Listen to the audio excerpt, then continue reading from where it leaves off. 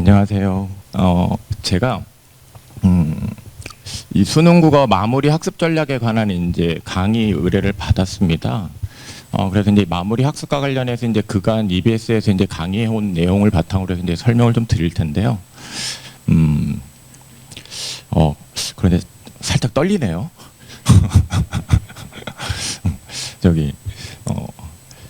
떨려서 혹시 말을 잘 못하더라도 양해를 해주시고요. 그저께 저희 학교 이제 교무실에 어떤 학생이 막 와서 울고 있는데 제가 수업 들어가는 반 학생이라서 물어봤더니 왜 우냐고 그랬더니 발표 준비를 정말 열심히 했는데 발표를 망했다고 울고 있더라고요. 혹시 제가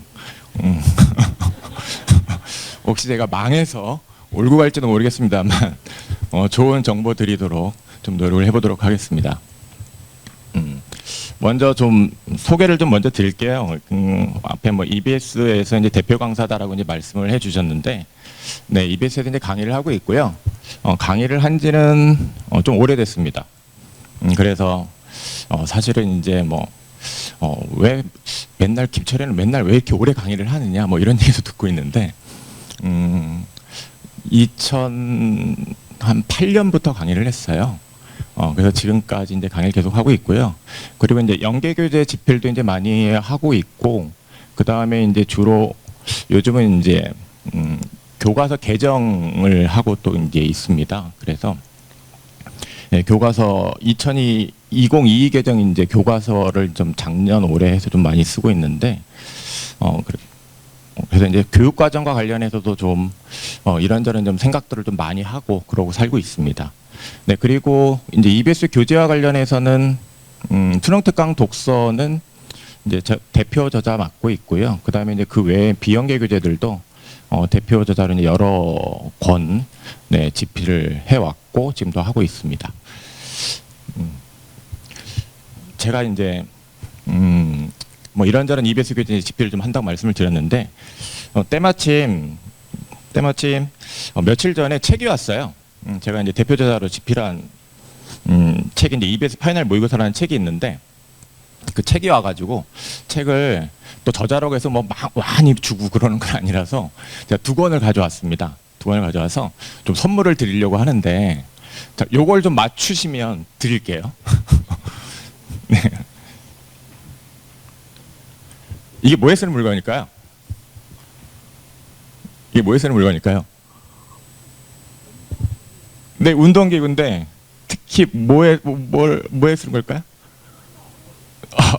네. 어느 분이 제일 먼저 말씀하신 거죠? 제일 먼저 이렇게 하신 것 같은데. 네. 저기 이따가 끝나면 제가 문제 드릴게요. 제가 그 한 달 전부터 이거에 꽂혔어요. 그래서 제가 고등학교 때 턱걸이를 몇 개 쓸까요? 네, 고등학교 때 하나 했어요. 하나. 근데 이제 그 하나도 어떻게 했냐면, 그 아시죠? 처음에 딱 잡고 번쩍 이렇게 뛰어가지고 하는 거. 그러니까 약간 도움다지 해가지고 이제 하는 거죠. 근데 이제 그렇게 턱걸이를 이제 잘 못 하는데, 요즘 이제 건강을 위해서 좀 이제 운동을 하다 보니까 이것저것 하다가 이제 한 달 전에는 이제 턱걸이라는 걸 이제 한번 해봐야겠다 생각을 하고서 저기에 매달려 봤어요. 매달려서 이걸 몸을 끌어올리려고 하는데 아무리 이 아둥바둥해도 제 몸이 안 올라가더라고요. 그럼 이걸 어떻게 해야 되느냐? 이걸 이제 이렇게 계속 매달려 봐야 이게 안 될 텐데 이거 어떻게 해야 되지라는 생각을 좀 했었어요. 그리고 이거 왜 안 되지 하면서 이게 좀 애증의 대상이 되기도 하고 그렇습니다.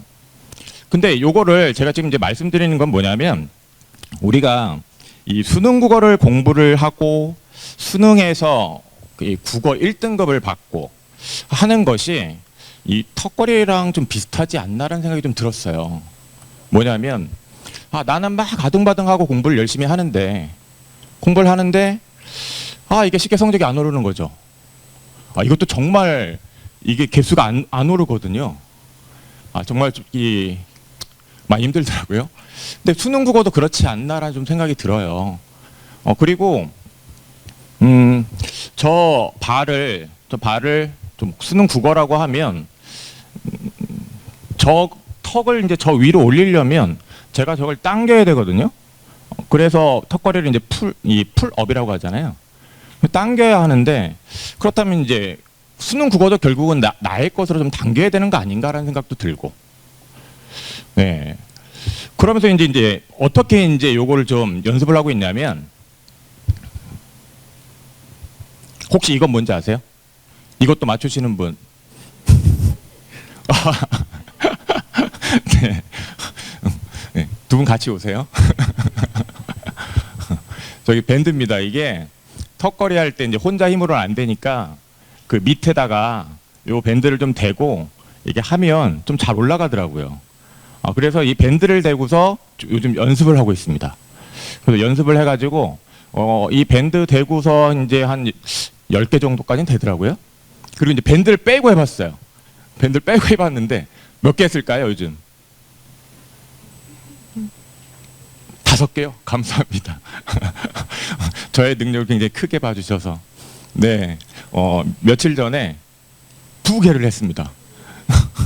2개를 했는데 저한테 정말 굉장히 큰 거였어요. 굉장히 큰 성취감이 느껴지는 거였는데, 이거를 이제 또 말씀드리는 이유는 뭐냐면, 우리가 이 수능 공부를 할 때 혼자서 안 되는 거 있어요.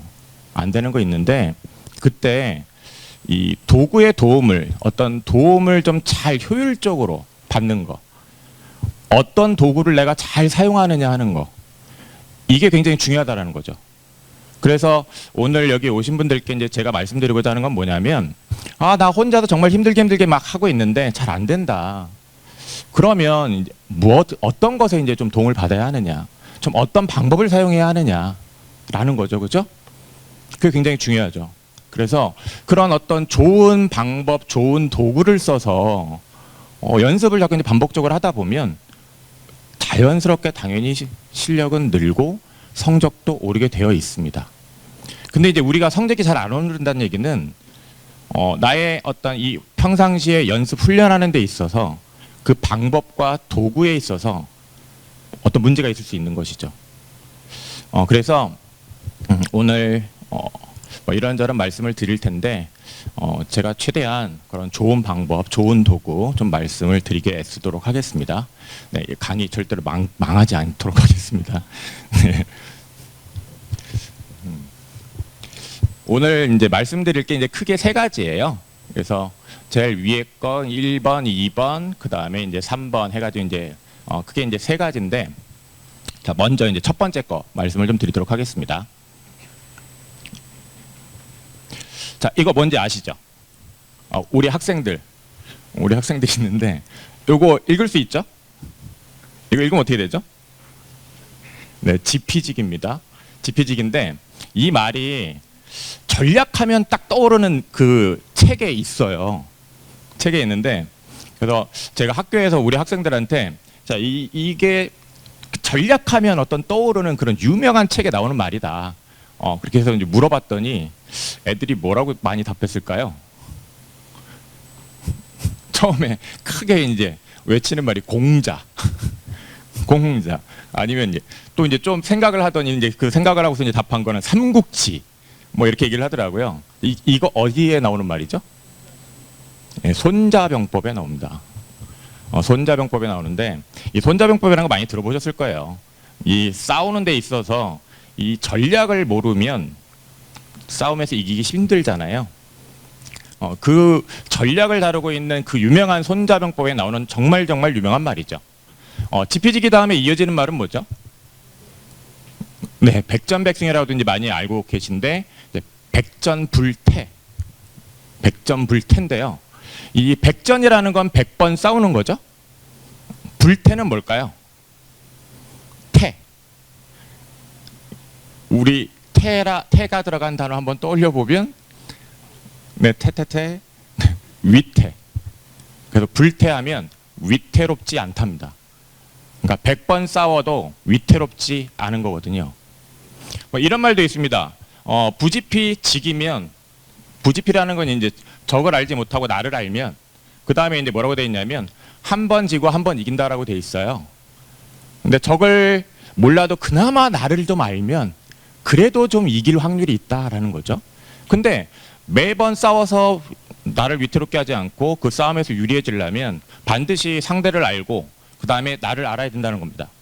그래서 이 수능 공부하는 데 있어서도 저는 이 지피지기가 매우 중요하다고 생각합니다.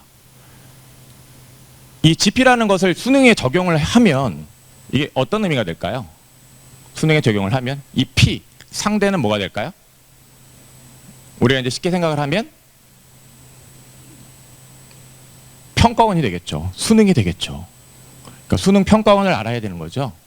그래서 이제 최근에 어떻게 이제 평가원에서 문제를 내고 있는지를 알고 공부를 해야지 내가 좀 더 효율적으로 전략적으로 잘 공부를 할 수 있다라는 거고요. 그렇게 공부를 해야만 1시간을 공부를 똑같이 하더라도 더 좋은 결과를 낼 수 있겠죠.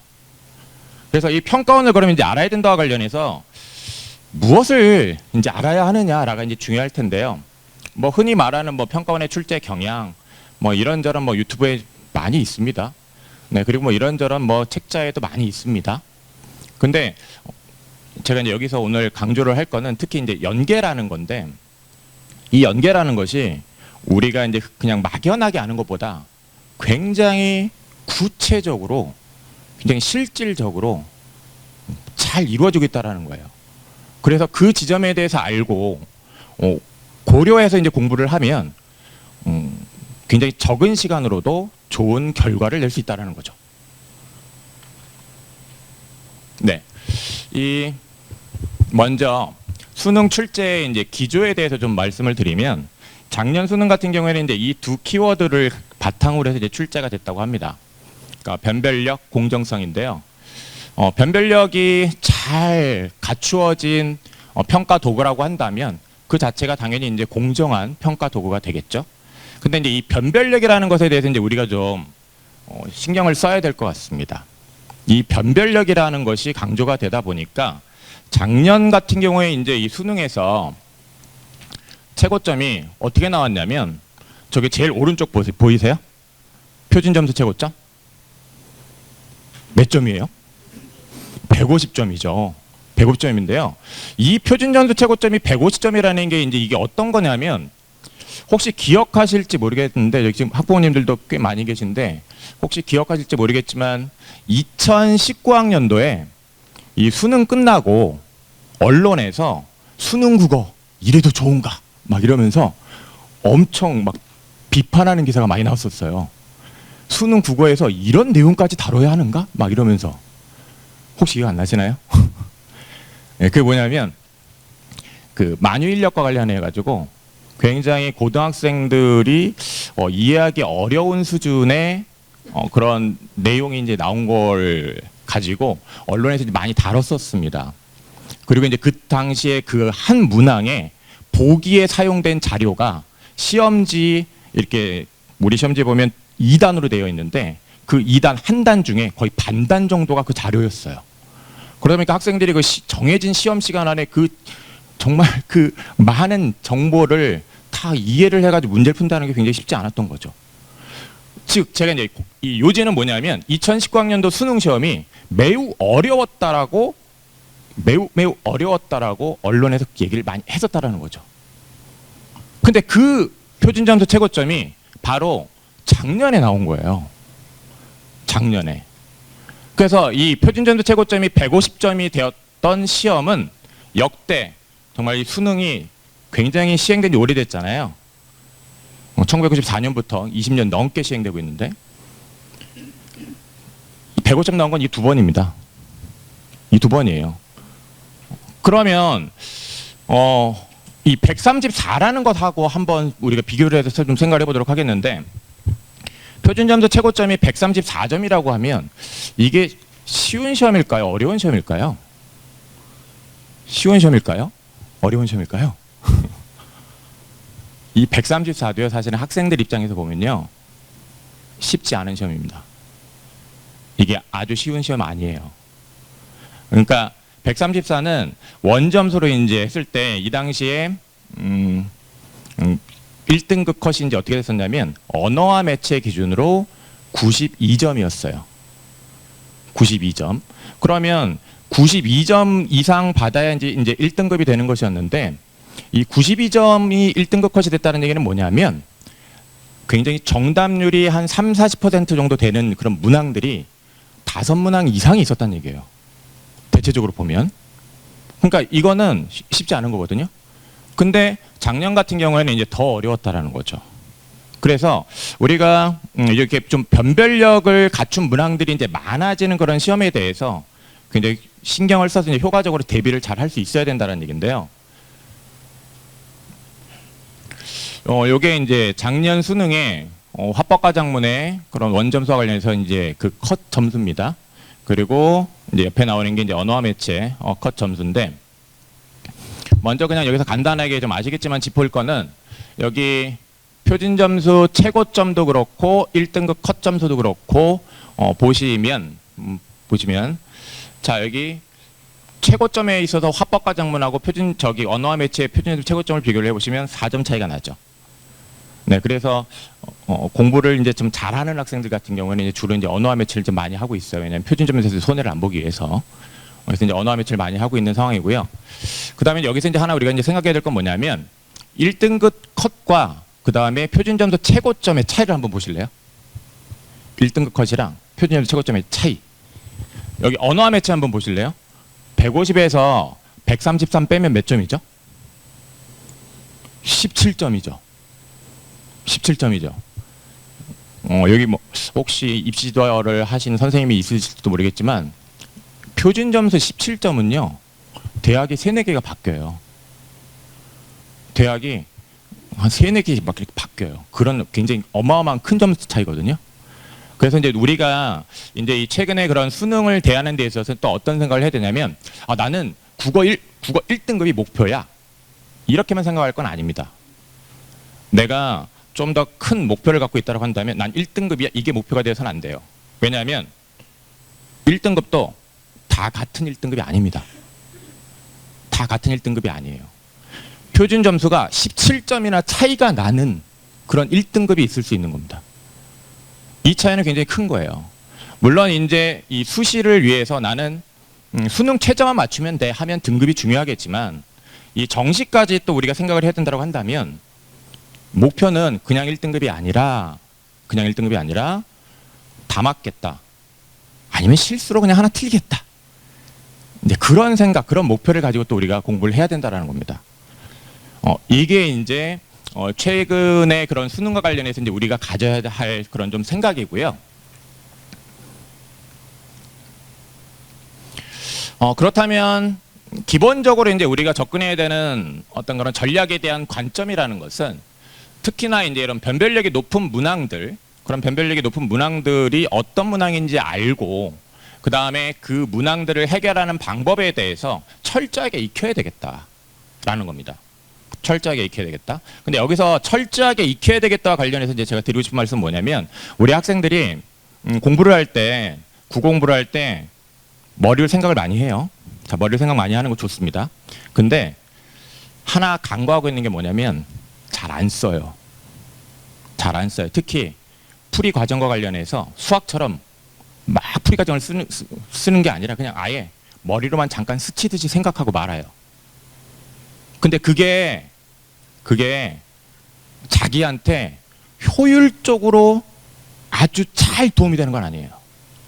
그러니까 쉬운 문제나 이런 것들은 그냥 스치듯이 지나가듯이 생각해도 좋아요. 그냥 그러고 가면 돼요. 근데 정말 내가 이 답을 접근하는 데 있어서 잘 못했다, 어려웠다라는 건요, 자꾸 좀 써봐야 됩니다. 그 풀이 과정을 써봐야 되는데 이때 또 하나 이제 주의할 거는 이따가도 다시 한번 강조 말씀을 드리겠지만 국어 문제 왜 틀리죠? 국어 문제 왜 틀릴까요? 네. 잘 못 읽으니까 틀리는 거예요. 일단 기본적으로 첫 번째 잘 못 읽으니까 틀립니다. 그 다음에 두 번째로 잘 생각을 못 하니까 틀리는 겁니다. 그러면 이제 처음에 시작점은 뭐가 돼야 되냐면 잘 읽는 것부터 돼야 되거든요. 그러면 풀이법을 익힌다라고 한다면 제가 문제를 막 풀었는데 틀렸어. 그럼 뭘 해야 돼? 뭘 해야 되죠? 뭘 해야 되죠? 자신의 읽기부터 다시 짚어봐야 돼요. 근데 우리 학생들이 자신의 읽기를 다시 짚어보지 않아요. 그냥 그 문제에 대한 풀이 과정만 이해를 해요. 근데 실제로 시험 보러 가서는 어떻게 시험 봐야 돼요? 어떻게 문제 풀어야 돼요? 자기가 스스로 읽고 풀어야 돼요. 그렇다면 반드시 그 읽기에 대한 점검을 해야 되잖아요.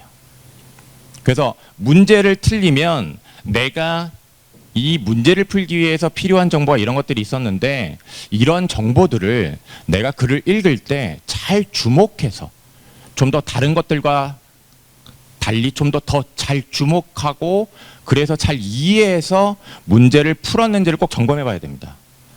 여기에서 국어 공부의 효율성의 차이가 나는 거예요. 이런 말 많이 들어보셨을 거예요. 맨날 문제를 많이 푸는데 성적이 안 오른다. 국어 왜 안 오르느냐? 왜 안 오르느냐? 자신의 읽기부터 안 들여다봐서 안 오르는 거예요. 그 지점이 굉장히 핵심입니다. 그래서 자신의 읽기와 관련해서 먼저 첫 번째 점검을 해보고 그 다음에 이 정보와 관련해서 이제 내가 이렇게 이해를 했어야 되는데 못했구나. 그 다음에 요 정보를 가지고 요렇게 요 단계에 따라서 요렇게 생각하고 요렇게 생각해서 그러니까 답이 이거구나라는 거를 특히 변별력이 높은 문항들은 자꾸 간단하게라도 써보는 것이 좋습니다. 쓰는 것과 머리로 스치지 생각하는 것의 차이는 정말 우리가 생각하는 것보다도 훨씬 큽니다. 그 점에 있어서 정말 유념을 꼭 하셔야 되고요. 그 다음에 학생들이 이제 이런 질문을 많이 해요. 선생님, 이 독서 혹은 뭐 문학, 이거 몇 분 동안 풀어야 되죠? 이 세트 몇 분에 맞춰서 풀어야 되죠? 이런 질문을 많이 해요. 근데 국어에 있어서 독서든 문학이든 모든 세트의 풀이 시간은 다 같지 않습니다. 다 다릅니다. 다 달라요. 그렇기 때문에 모든 세트에 동일한 시간을 정해놓고 문제를 푸는 것은 어리석은 겁니다. 그렇게 풀게 되면 어떻게 되냐면 변별력이 높은 것들에 대해서는 우리가 충분히 이해하고 충분히 생각하고 해서 이제 답을 고르는 연습을 해야 되는데 자꾸 시간에 쫓기다 보니까 그냥 스치듯이 자꾸 그냥 자기도 모르게 찍는 연습만 해요. 찍는 연습만 합니다. 그래서 어려운 거는 충분히 시간을 들여서 생각하고 풀어야 되는 것이고 쉬운 거는 물론 당연히 빨리 풀어야죠. 그래서 이 시험에서는 어려운 것과 쉬운 것에 간에 그런 적절한 안배가 이루어져야 되는 거예요. 그래서 이 적절한 안배가 이제 바로 또 우리 이 6월 이후에 마무리 학습을 하는 과정에서 익혀야 되는 거고 훈련을 해야 되는 겁니다. 그래서 어려운 건 어려운 대로 시간을 들이고 쉬운 건 쉬운 대로 빨리 풀 수 있는 그런 연습을 실전 모의고사나 이제 이런 걸 가지고 해야 되는 거죠. 기출로 해야 되는 거죠. 그래서 그런 점을 좀 신경을 써야 되겠고요. 모든 세트를 동일한 시간 정해놓고 절대로 풀지 마시기 바랍니다. 그리고 요 작년 수능 가지고 좀 얘기를 좀 이런저런 전략을 좀 말씀을 드릴 건데 이 화작이랑 언어와 매체에 있어서 이제 우리가 하나 신경 써야 될 게 뭐냐면 뭐 독서 어렵다. 그다음에 요즘 근래 좀 문학이 좀 난도가 올라가고 있는데 문학 어렵다 뭐 이런 얘기 많이 듣는데 여기서 이제 유념해야 될 건 뭐냐면 작년 수능에 화법과작문 선택한 학생들 중에 오답률 제일 높은 게 뭐예요? 오답률 제일 높은 게 뭐예요? 화법이죠. 화법과 작문이죠. 작문 문제예요. 작문 문제. 45번. 72.7%가 오답률입니다. 정답률이 20%면요. 정말 어려운 문제라고 할 수 있어요. 학생들이 정말 많이 틀리는 문제라고 할 수 있어요. 그게 또 작문 문제? 그다음에 여기 5번째로 화법과 작문 이제 이 복합 엮인 세트가 있는데 그 화법과 작문의 엮인 세트에서 또 역시 작문과 관련된 문제가 5등입니다. 자, 이 말은 이제 무슨 얘기냐면요. 화작 선택했다라고 했을 때 이 화법과 작문 부분에 대해서도 우리가 우습게 여기면 안 된다. 이 마무리 학습을 하는 데 있어서 화법과 작문 선택했을 때 반드시 신경 써야 되는 게 있는데 그 포인트 항상 유념해서 공부해야 된다. 특히 여기 지금 보시면 장문에서 지금 오답률 높은 문항이 많이 나왔죠. 이 장문과 관련해 가지고 자신이 실수하지 않게끔 이제 이후에 어떤 문제인지 보여드릴 텐데 그와 비슷하게 생긴 문항들은 마무리학습 과정에서 더 신경 써서 좀 표시해놓고 공부해야 된다라는 겁니다. 그 다음에 이 언어와 매체와 관련해서도 보면 이 왼쪽에 합법과정과 마찬가지로 언어와 매체에서도 언어 두 문항이 오답률 탑10 안에 들어와 있습니다. 이 선택 과목에 있어서 어떤 유불리를 최소화하기 위해서는 당연히 화작 아무래도 좀 변별력 높게 냈으면 언어와 매체에서 당연히 변별력 높게 있는 문항이 두 개 똑같이 나와야죠. 자, 그리고 이제 이 언어와 매체와 관련해서 이제 변별력 높게 문항을 이제 출제하는 것 관련해서 하나 또 이제 생각해야 될 건 뭐냐면 꼭 이제 어렵게 내는 문항이 이제 있는데 근데 그 어렵게 내는 그 변별력 높이는 문항이요. 모두 이제 잡아먹냐면 시간도 잡아먹게끔 되고 있어요. 언어와 매체에서 시간도. 시간이 오래 걸리게끔 풀이 시간이 좀 더 걸리게끔 되고 있어요. 그 이유는 뭔지 아세요? 그 이유는 뭘까요? 왜 언어와 매체에서 학생들이 문제 푸는데 시간 걸리게끔 하는 문항을 낼까요? 흔히 이런 얘기를 많이 해요. 화작, 난 화작 안 할래. 나 언어와 매체 할래. 하면서 어떤 이유를 얘기를 하냐면 언어와 매체는 빨리 풀 수 있잖아. 거기다 시간 많이 줄여서 나 다른 데 이제 독서나 문학 푸는데 시간 쓸래. 이렇게 생각을 하고 이제 엄매하는 학생들도 꽤 많습니다. 실제로 이 텍스트의 분량만 놓고 봤을 때 화작이 사실은 텍스트가 좀 더 그 글자가 많아요. 그러니까 읽는데 시간이 좀 더 걸릴 수 있죠. 그런 시간 차이가 이제 나다 보니까 이 언어와 매체에서도 아무래도 이제 그런 시간 차이가 또 선택 과목 관련해서 이제 너무 많이 나면 안 되니까 이 언어와 매체에서 좀 풀이 시간이 좀 길게 걸리는 문항을 내고 있다라는 거예요. 그거 이제 잠시 후에 보여드리겠습니다만 그 풀이 시간 길게 걸게 만드는 그 문제에 대해서도 우리가 마무리 학습하는 데 있어서 특히 요 비슷한 유형의 어떤 문제들 내 문제집에서 있다면 표시해 놓고 요걸 어떻게 하면 좀 더 빨리 풀 수 있을까? 이런 생각하면서 공부해야 되는 거죠. 네. 화법과정은 먼저 이제 말씀을 드릴게요. 앞서 그 2023년 수능에서 정답률 가장 낮았던 문제입니다. 정답률 가장 낮았고 오답률 제일 높은 문제였죠. 네, 자료 활용 문제가 매년 좀 쉽게 나오는 경우도 간혹 있습니다만 이 자료 활용 문제가 좀 어렵게 나와요. 난도 높게 나옵니다. 그래서 이 자료 활용 문제에 대해서 화법과정을 선택한 학생들은 특히나 이제 마무리 뭐 이런저런 모의고사로 연습을 할 때 신경을 써야 된다. 실수하지 않도록 신경 써야 된다. 그걸 중요하게 여겨야 되겠고요. 그리고 이 문제 풀이와 관련해 가지고 이제 하나 좀 말씀을 드릴 게 있는데 저희 1번 선택지를 보시면요. 대응 방안의 무관심이란 말이 있습니다. 보이시죠? 대응 방안의 무관심 이런 말이 있는데 저 그냥 우리 간단하게 이분법적으로 좀 여쭐게요. 무관심하다 하면 플러스일까요? 마이너스일까요? 마이너스죠. 부정적인 의미인 거죠. 그죠? 그 다음에 또 이어지는 말 볼게요. 방안을 실천하더라도 효과가 없다고 청소년들이 생각해. 방안을 실천하더라도 효과가 없다. 이것도 잠깐 여쭐게요. 플러스일까요? 마이너스일까요? 마이너스죠. 자, 우리 출제자들이 문제 요즘 좀 변별력 있는 문제 어떻게 내고 있냐면 보세요. 마이너스예요. 마이너스예요. 그죠? 그러면 마이너스니까 아이들이 이제 막 정해진 시간 안에 막 바쁘게 막 풀 때 저 선택지에 대해서 어떻게 판단할 것 같습니까? 마이너스니까 앞뒤 내용이 서로 연결된다고 생각하는 경우가 많겠죠. 그쵸? 근데 이 1번이요. 적절하지 않은 거예요. 요즘 문제 이렇게 내고 있다는 거예요. 그래서 작년 수능에 이 문항을 학생들이 제일 많이 틀린 거예요. 그냥 흔히 얼핏 생각하게 되면 마이너스니까 앞뒤 내용이 연결되는 것 같단 말이에요.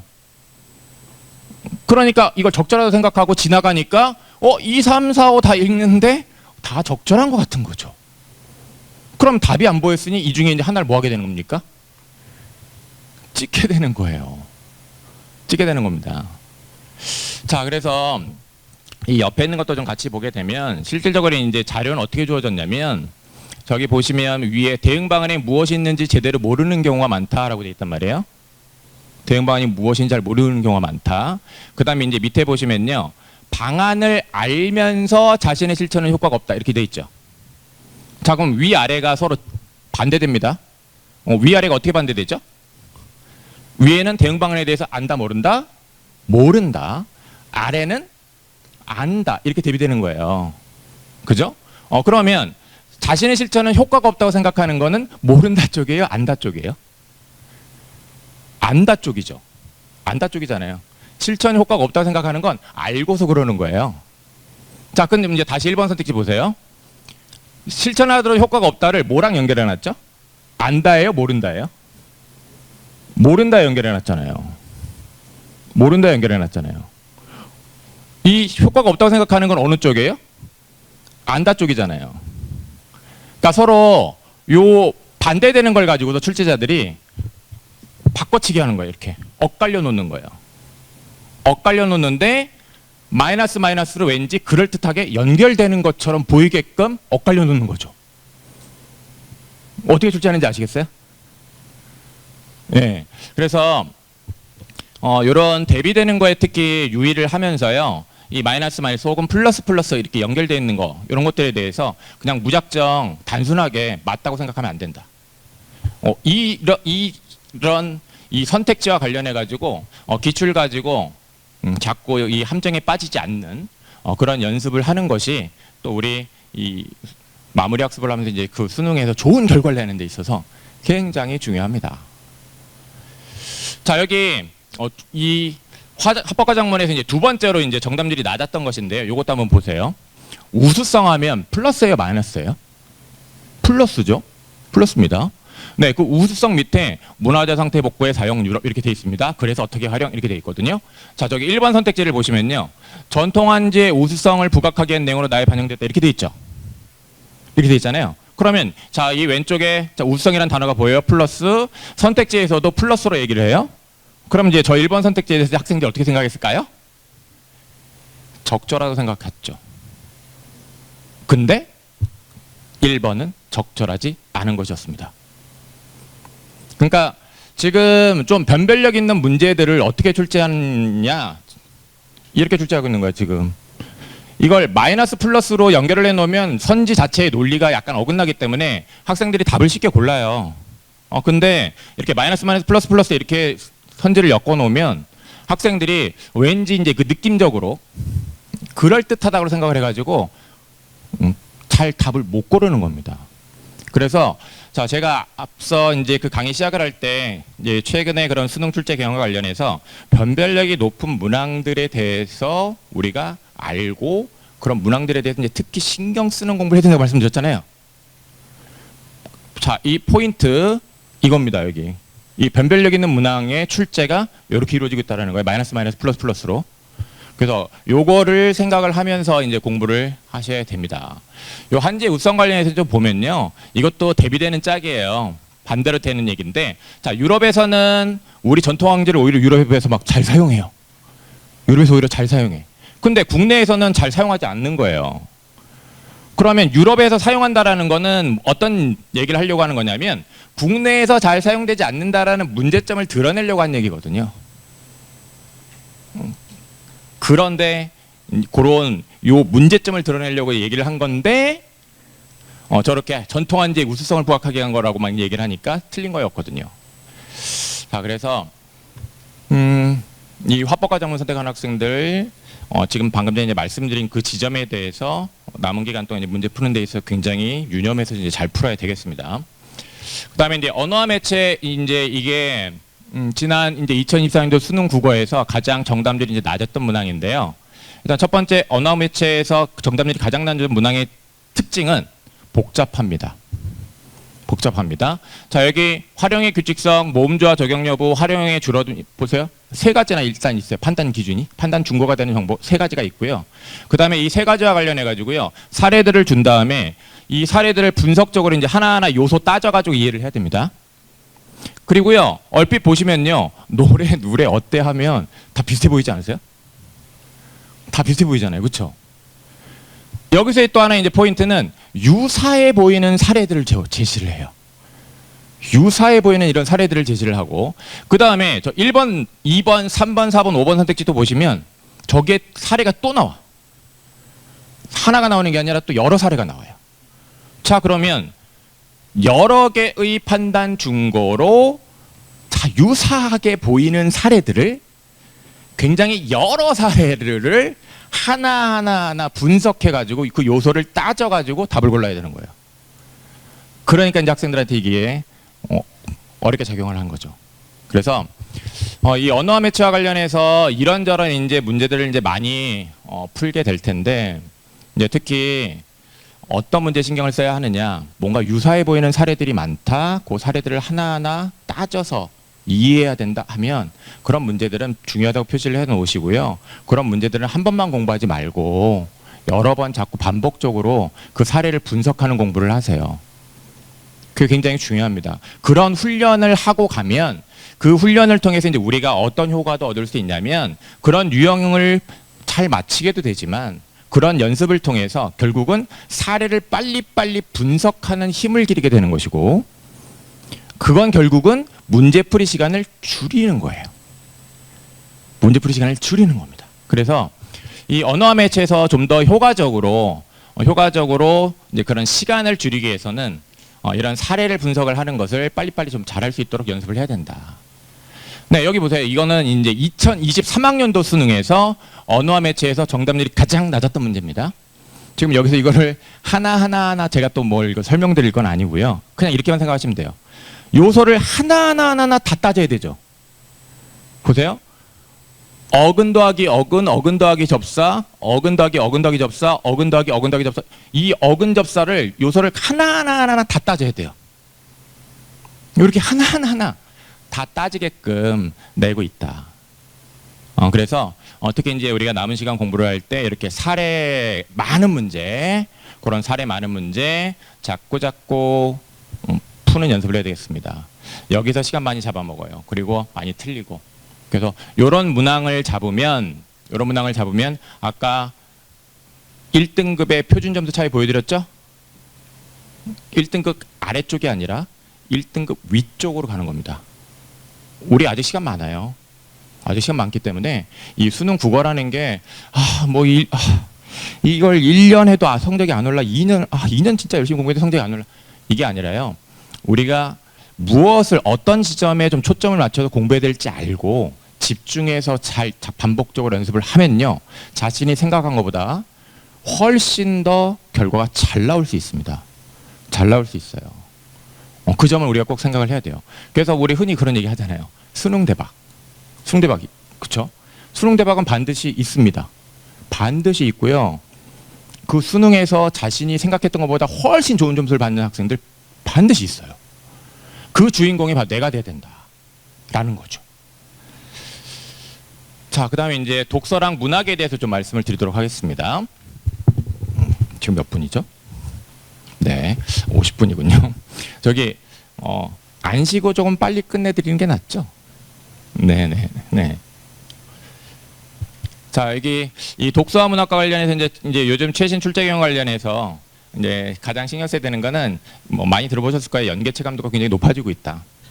정말 많이 들어봤을 거고요. 근데 막연하게 연계 체감이 높대, 이런 말만 있지, 사실은 이 연계가 어떻게 이루어지고 있고, 그러니까 나는 어떻게 공부해야 하지? 라는 거에 대해서는 구체적인 설명을 잘 들어보지 못했을 거예요. 그래서 이제 그에 대한 좀 말씀을 드리도록 하겠는데, 일단 먼저 우리 이 국어 공부에 있어서의 좌우명이 돼야 되는 겁니다. 앞서 시작할 때 강조 드렸죠? 문제 푸는 것은 뭐에 의해서 좌우되는 겁니까? 읽기에 의해서 좌우되는 겁니다. 그렇기 때문에 내가 문제를 틀렸다고 한다면 반드시 어디서부터 짚어봐야 된다? 자신의 읽기부터 짚어봐야 된다. 내가 이 문제를 푸는 데 있어서 어떤 정보에 주목해야 했는데 이걸 잘 주목을 못하고 그냥 스치듯이 지나갔구나. 다음부터는 이런 정보를 주목을 해야 되는구나. 요걸 이해하는 데 있어서 요걸 고려해서 내가 이렇게 맥락에 따라서 이해를 했어야 되는데 요런 이해를 잘못했구나. 이런 읽기에 대한 점검을 반드시 하십시오. 풀이 과정만 보면 안 돼. 풀이 과정만 이해하면 안 돼요. 풀이 과정만 이해하면 안 돼요. 네. 자, 독서부터 말씀을 드릴게요. 작년 수능에 이 독서 4개의 지문이 전부 다 연계가 됐습니다. 전부 다 연계가 됐고요. 그래서 요즘은 어떤 말이 있냐면 문학보다 독서가 연계가 더 잘 돼, 더 효과가 커, 이런 얘기 많이 합니다. 이런 얘기를 하는 근거는 뭘까요? 왜 독서가 문학보다도 연계효과가 크다고 말씀하시는 분들이 많을까요? 그 핵심은 뭐냐면 여러분 아마 뭐 어머님 아버님들도 다 경험이 있으실 텐데 어떤 책을 읽어요. 책을 읽는데 내가 관심도 많이 갖고 있고 내가 평상시에 또 좀 많이 봐서 잘 알고 있는 그런 내용이 있는 책이에요. 그런 책은 빨리빨리 잘 이해하면서 읽을 수 있을까요, 없을까요? 빨리빨리 잘 이해하면서 읽을 수 있죠. 근데 자, 책이 있습니다. 평상시에 뭐 별로 관심도 없었고 뭐 재밌어 하지도 않고 그냥 낯설기만 한 내용들 가득 차 있는 책이에요. 그런 책 읽으면 어떻게 되죠? 그런 책 읽으면 어떻게 돼요? 읽다가 주무시죠. 내용도 잘 이해 안 되고 그냥 그러니까 재미도 없고 그러니까 머리가 내 머릿속으로 들어오지도 않고 그냥 이해도 잘 안 되고 그냥 졸려 그렇게 되는 거거든요. 그러면 이제 우리 그 읽기, 독서 이런 거 관련해서 그렇다면 이제 무엇을 중요하게 여기느냐 그래서 배경 지식이라는 걸 중요하게 여기는 거예요. 배경 지식이 포인트가 되는 겁니다. 자, 근데 이 배경 지식이라는 게 무엇을 통해서 쌓을 수 있느냐? 무엇을 통해서 쌓을 수 있는 거죠? 어디에서 배경 지식이 쌓이는 거죠? 연계교재예요. 연계교재. 독서는 일단 자, 수능 특강 독서를 공부한다. 작년에 제가 며칠 전에 그 수능 특강 독서 작년 판매량, 판매 부수에 대한 얘기를 들었는데 작년에 수능 특강 독서가 지금 역대 발간된 이후로 제일 많이 팔렸어요. 제일 많이 팔렸어요. 독서. 문학보다 더 많이 팔렸대요. 왜 이렇게 많이 사서 본 거죠? 그만큼 전국에 있는 많은 수험생들이 이 독서에 있어서의 연계를 또 중요하게 여긴다는 거예요. 그래서 혹시 자, 우리 학생들도 있는데 이 독서의 연계에 대해서 별로 신경 안 썼다고 한다면 가슴에 손을 대고 좀 잠깐 반성 좀 하고 앞으로는 좀 더 신경을 써야 되겠다라는 생각도 좀 해야 됩니다. 그러니까 이 배경지식이라는 것이 굉장히 크게 작용을 해요. 그래서 내가 알고 있는 내용이 나와 있으면 정말 그 수능 지문에 내가 아는 거야, 내가 본 거야. 그러면 진짜 자신감 갖고요. 집중해가지고 더 빨리빨리 잘 읽게 됩니다. 그에 따라 문제도 당연히 더 잘 풀게 되고. 그래서 독서에 있어서의 연계가 굉장히 우리가 중요하게 생각을 해야 되고 신경을 많이 써야 되는 거다라는 겁니다. 자, 이거는 작년 수능 특강 독서의 한 부분입니다. 한 부분인데 여기 지금 파란색으로 표시되어 있는 거 있죠. 그리고 좀 진하게 표시되어 있는 거 있죠. 자, 이 내용이 뭘까요? 이 내용이 뭘까요? 요 파란색으로 좀 진하게 표시해 놓은 거? 아시면서 대답을 안 해주시는 거죠? 생각하시면서 대답 안 해주시는 거죠? 이 내용은 연계된 내용입니다. 어디에요? 수능에. 자, 이거는 EBS 교재 지문이에요, 지금. EBS 교재 지문에 자, 수능에 연계된 거를 제가 표시를 한 거예요. 제가 표시를 해놓은 거고요. 이렇게 연계 교재에 있는 내용이 수능 지문에 그대로 나온다라는 거예요. 그대로 나오고 있다라는 거예요. 그래서 보시면 자, 이 지문은 수능 특강 독서에서 이 지문을 읽을 때 자체도 좀 복잡했어요. 왜냐하면 한비자라는 사람의 견해 주장을 이해를 해야 되는데 그 한비자라는 사람의 견해 주장을 이해하기 위해서는 노자의 견해 주장도 신경 써야 돼요. 그러니까 한 사람의 견해 주장만 이해되는 게 아니에요. 노자의 견해 주장도 이해를 해야 되고 그 다음에 이 노자가 도라는 거에 대해서 어떤 얘기를 했는지 즉 도의 개념에 대해서도 생각을 해서 읽어야 돼요. 그러면 여러 정보를 고려해서 한비자의 견해 주장을 이해를 해야 되니까 복잡하잖아요. 그죠? 근데 이 복잡한 요 내용 구조가 자, 여기 작년 수능 인문 주제 통합 지문입니다. 그대로 여기 적용됐어요. 그래서 여기 파란색으로 표시된 게 이제 우리 그 수능 특강 독서에서 연계된 내용이거든요. 요 파란색으로 표시된 걸 잠깐 보시면 한비자라는 저 책에서 이제 자, 이 한비자가 어떤 이제 자신의 생각을 밝혔는지 이제 그런 한비자의 견해장이 나와 있는데 자, 이때 노자가 말한 도의 개념, 도는 만물 생성의 근원 이런 말 보이죠? 여기 두 번째 단락에 요런 그 도의 개념까지 고려를 해야 되는 걸로 그대로 똑같이 나왔어요. 여기 앞에 수능 특강 지문에 보면요, 이 두 번째 문단에 보시면 이 도와 관련해서 자연질서이자 만물의 근원 똑같죠?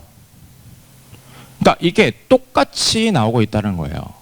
그래서 내가 평상시 이제 독서를 공부를 할 때 당연히 이 독서 교재로 나의 독해력, 사고력 길러야 합니다. 근데 좀 더 효율성을 이제 높이기 위해서는 뭘 하셔야 되냐면 어떤 내용이 연계가 될 건지를 생각을 하면서 그 연계가 될 수 있는 요소들은 미리미리 좀 평상시에 공부를 할 때 표시를 하셔야 돼요. 표시를 해놔야 돼요. 표시. 자, 그 연계 출제 포인트를 이제 표시를 해야 되는 게 이제 바로 뭐냐면요. 옆에 적어드린 거예요. 이 인문 같은 경우에는 어떤 사람의 견해 주장이 설명되어 있으면 그 견해 주장을 나타내는 핵심적인 말, 그 핵심적인 말을 평상시에 공부를 할 때 좀 형광펜으로 색칠을 하든 표시를 해놔야 됩니다. 표시를 해야 돼요. 그 다음에 자 여기서 도의 개념이 그대로 연계가 됐잖아요. 도의 개념, 자, 이 도의 개념 중요할 것 같은데, 이거 연계될 것 같은데 하면 표시를 해놓으셔야 돼요.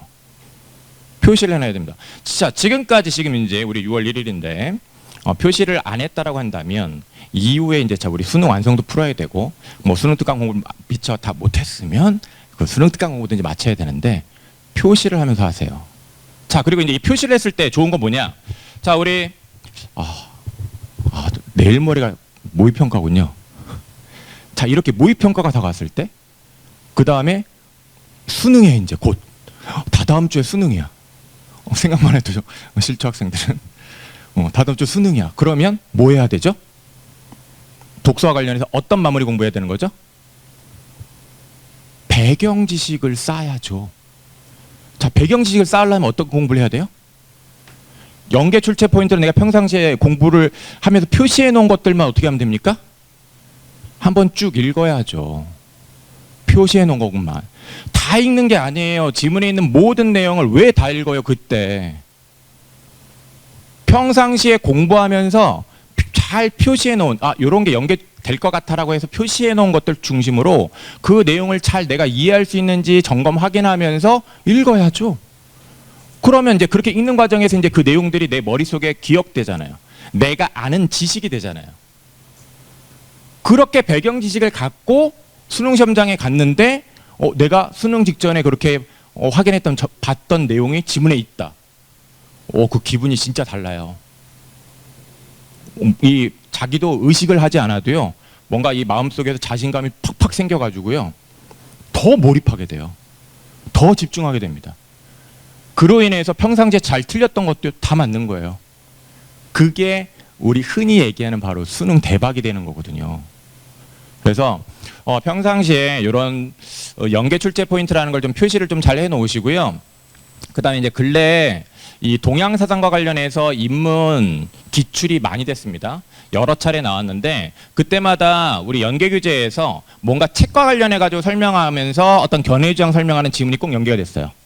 자, 지금 이 앞에 이 보면 요 겸납표라고 하는데 저기 세 번째 줄 보시면 한비자 해가지고 양쪽에 꺽쇠 있죠. 예, 저게 이제 책을 나타내는 표시예요. 저런 책과 관련해가지고 어떤 지문에 대한 설명이 있다고 한다면 그런 게 지금 최근에 굉장히 연계가 많이 됐어요. 그래서 혹시 그런 지문을 출제하시는 분께서 올해도 또 들어가시면 그런 걸 또 좋아하시니 또 연계될 수도 있겠죠.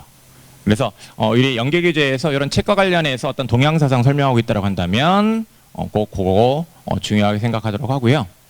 자, 그 다음에 요거는 이제 연계 방법을 확인할 건데 작년에 저 수능 완성 교재입니다.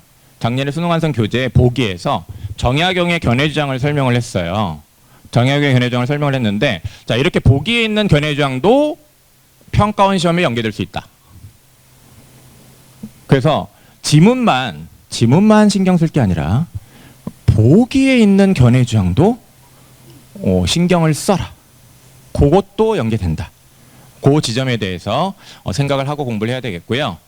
그리고 이제 계속해서 이제 보여드릴 건데 연계가 되는 포인트가 있는 겁니다. 뭐 아무거나 연계가 되는 게 아니에요. 연계가 되는 포인트가 있어요. 그래서 그 포인트가 되는 이런 정보들을 알고 지금 다 정리를 해드렸는데 이것들에 해당하는 것들을 내가 이제 평상시에 공부할 때 잘 표시해야 된다. 그게 이제 독서의 핵심입니다. 자, 여기 뭐 앞에 이 사회 수능 지문인데 여기 경마식 보도가 무엇인지 그 개념 연계가 됐습니다. 그 다음에 이제 경마식 보도의 특징 연계가 됐습니다. 그래서 사회지문 읽을 때 어떤 개념 설명하거나 어떤 것의 특징 설명하고 있으면 이런 거 연계될 수 있어 하면서 좀 표시해놓고 주목해서 읽으시면 됩니다. 네, 그리고 여기 이거 과학기술인데요. 제가 이제 EBS에서 이제 독서 강의를 많이 해요. 독서 강의를 많이 하는데 정말 오랫동안 이 독서 강의를 중심으로 많이 해왔는데 어떤 때는 제가 이제 무슨 생각이 드냐면 내가 무슨 과학 선생인지 기술 선생인지 국어 선생인지 이게 정체성에 대한 의문이 생기는 거죠. 왜 맨날 이 무슨 이런 과학을 가르쳐야 되고 그런 거죠. 근데 학생들은 사실은 이런 과학기술 지문은 그냥 한번 수험생 때 읽고 그냥 끝나요, 그렇죠? 근데 불쌍한데 저는 스스로 불쌍하다고 생각하는데 저는 이런 걸 매년 거의 십수년째 하고 보고 있거든요. 그러니까 이게 평상시에 이게 과학 선생인지 기술 선생인지 좀 그런데 이 파란색으로 표시해 놓은 걸 보세요.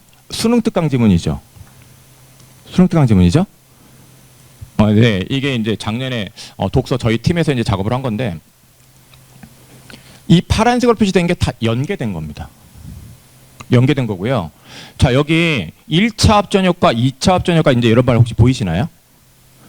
자, 그것이 무엇인지 개념 설명하는 거 있다? 연계되는 겁니다.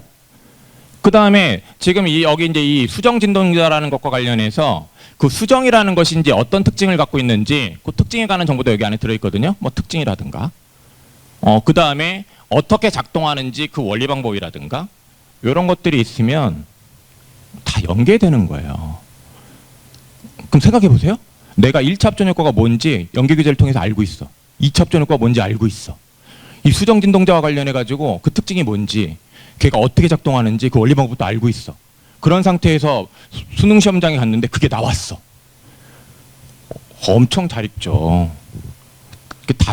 달라요, 달라. 그래서 여기 이 모의평가 이 과학의 이 파란색 부분 지금 앞에 1, 2, 3분단에 파란색 굉장히 많죠. 평가원 지문에 이런 식으로 연결되고 있는 거예요. 자, 그러면 이 1, 2, 3분단을 이제 내가 시험 보는데 읽는데 내가 다 아는 내용이니까 이걸 그럼 어떻게 읽게 되죠 또? 내가 배경식을 알고 있어 그러면? 또 하나 중요한 것은 빨리 읽어요. 빨리 읽어요, 빨리. 내가 아는 내용이니까. 근데 이걸 이 시험지에서 처음 봤어. 처음 봤으면 어떻게 읽게 되죠? 하나하나 꾹꾹 눌러서 머릿속에 담으려고 합니다. 더군다나 수능 시험은 더 그래요. 그러다 보니까 시간이 오래 걸리죠. 그렇게 해서 시간이 오래 걸리게 되면요. 생각도 하기 싫은데 뒤에 한 10문제 남았는데 10분 남았다라는 걸 알려주는 종이칩니다. 1교시에. 생각도 하기 싫은데 그러면요. 어떤 학생들은요. 그때부터 손이 떨려요. 손이 떨립니다. 저 지금 안 떨리고 있죠? 근데 손이 떨려 어떤 학생들은. 그래서 제가 이제 뭐 이런저런 수능 때문에 수능 감독을 간 지는 좀 오래 지났는데 정말 그 오래전에 전 어떤 것도 봤냐면 어떤 한 학생이 문제를 다 못 풀었어요. 문제를 1교시에 다 못 푼 거예요. 그런데 이제 진짜 이제 막 한 2분 정도 남았어요. 근데 얘가 이 OMR 카드에다 답을 못 옮겼어야지. 급하게 옮기기 시작합니다. 막 급하게 막 옮겨요. 옮기는데 어떤 참사가 벌어졌냐면 얘가 막 옮기다 이게 손이 떨리니까 사인펜이 엇나간 거예요. 사인펜이 엇나갔습니다. 근데 그때 그 답안지를 바꾸게 되면 앞에 1번부터 다시 해야 되잖아요. 근데 그럴 시간은 없고. 근데 학생들이 진짜 그 1교시에 그 10분 남았습니다라는 그 종이 이제 띵동 하고 이렇게 알림이 이제 되게 이루어지게 되면 그때부터 진짜 자기 남은 문항서와 관련해서 초긴장 상태가 되거든요. 초긴장 상태가 되고 그때 막 굉장히 심장 박동이 막 빨라지면서 심장 박동이 진짜 막 빨라져요. 빨라지면서 그런 실수를 하게 되는 거거든요. 그래서 우리가 이 독서에 있어서 좀 연계에 대해서 좀 효과적으로 잘 대비를 하고 내가 적절하게 배경 지식을 잘 갖고 가서 시험에 좀 더 몰입도를 높여서 빨리빨리 잘 읽고 풀어야 되는 거죠. 그래서 그에 대한 대비를 우리가 공부를 이제 이 마무리 학습을 하면서 잘 해야 됩니다. 네, 여기 수능 특강 독서 과학기술 지문인데요. 여기 요거 간단하니까 좀 잠깐 말 보시면 이상치라는 말 보이시죠? 이상치라는 말 금방 보이시죠? 그리고 이제 이상치가 뭔지 설명하고 있죠. 개념. 그 다음에 이제 요 이상치는 문제예요. 기술이라는 건 뭐가 기술이겠습니까? 그 어머니 아버님들 혹시 아시나요? 옛날에 그 휴대전화 진짜 큰 거 있었어요. 무거운 거. 이게 들고 다니면 운동되는 거. 그런 거 있었는데 그거는 아무리 휴대가 불편한 거잖아요. 그런 한계 문제가 있습니다. 그러면 그걸 개선하는 게 뭐예요? 바로 기술이죠. 기술이잖아요. 그렇죠? 그래서 어떤 문제가 있으면 그걸 해결하는 어떤 대안 방안, 방법이 굉장히 이제 중요한 정보가 돼요. 그래서 이제 여기 보면 이상치와 관련해 가지고 여기 방법도 이제 나와 있는데 대체라는 걸 이제 제시를 합니다. 대체한다. 그런 그 방법에 관한 정보를 좀 중요하게 여기고 그렇게 읽어야 되는 거예요. 그리고 이제 중앙값이 뭔지도 설명하고 개념 설명이 되어 있고 그래요. 자, 근데 여기 이제 작년 수능 지문 결측치가 이제 뭔지 요 결측치의 개념도 나와 있고 여기 대체 그 방법 문제를 해결하는 방법 나와 있죠. 여기 이제 연계교재 지문입니다. 그다음에 이제 여기 수능 기술 지문입니다. 혹시 아까 그 작년 수능 오답률 탑10 그거 보신 거에 그 기억이 안 나실 수 있는데 거기에 위쪽에 독서문항이 있어요. 제일 높은데 독서문항이 있는데 그 독서문항 정답률 제일 낮은 문제가 이 지문에서 나왔어요. 이 지문에서 나왔는데 자 여기 문단 번호를 보세요. 앞에 1문단, 2문단, 3문단이죠. 1문단, 2문단, 3문단인데 자 여기 나와 있는 정보를 보세요. 결측치, 이상치 그대로 나와 있죠. 그대로 나와 있고요. 저기 자 저쪽 2문단 저 오른쪽 끝에 결측치를 처리하는 방법 중 하나인 대체 있죠. 그대로 나옵니다. 문제 해결한 방법. 이상치가 뭔지 자 중앙값이 뭔지 그대로 나와 있습니다. 그대로 나와 있어요.